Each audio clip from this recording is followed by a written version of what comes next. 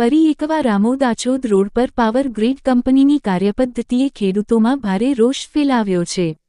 વિકાસના નામે કામ કરવાની વાત થાય છે, પરંતુ જો તે કામ ખેડૂતોની પરવાનગી વિના ઊભા પાકને નુકસાન પહોંચાડી અને પોલીસ બંદોબસ્તના દબાણ હેઠળ કરવામાં આવે તો તે વિકાસ નહીં પરંતુ અન્યાય ગણાય.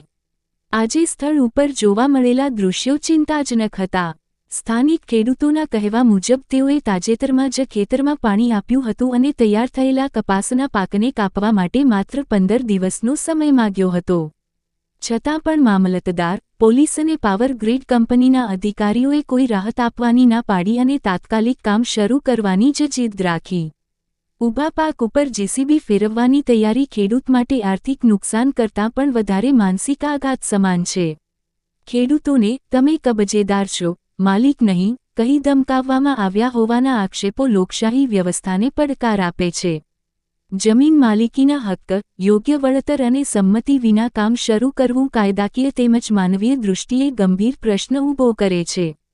સ્થળ ઉપર હાજર ખેડૂતો તો જેસીબી આગળ સૂઈ જવાની તૈયારી દર્શાવતા હતા, જે દર્શાવે છે કે પરિસ્થિતિ કેટલી તંગ બની ગઈ હતી. અગાઉ પણ વળતર ચૂકવ્યા વિના કામ શરૂ કરવા પ્રયાસ થતા ખેડૂતોના વિરોધને કારણે કામ અટકાવવું પડ્યું હતું. સ્થાનિક સ્તરે રાજકીય પ્રતિનિધિઓ દ્વારા પણ ખેડૂતોની માંગ સંતોષ્યા વિના કામ ન કરવાની વાત કરવામાં આવી હોવાનો દાવો કરવામાં આવે છે.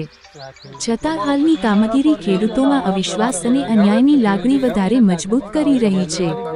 વિકાસના પ્રોજેક્ટો જરૂરી છે, પરંતુ વિકાસ ક્યારેય ખેડૂતોના હકોને કચડીને થવો જોઈએ નહીં. વળતર, સમયમર્યાદા અને સંમતિ, આ ત્રણેય બાબતોનું પાલન કર્યા વિના કરવામાં આવતું કામ તંત્રની સંવેદનશીલતા પર પ્રશ્નચિહ્ન મૂકે છે. હવે ખેડૂતો આવેદનપત્રો આપી થાકી ગયા છે અને ન્યાય માટે ઉચ્ચ ન્યાયાલયનો દરવાજો ખખડાવવાની વાત કરી રહ્યા છે.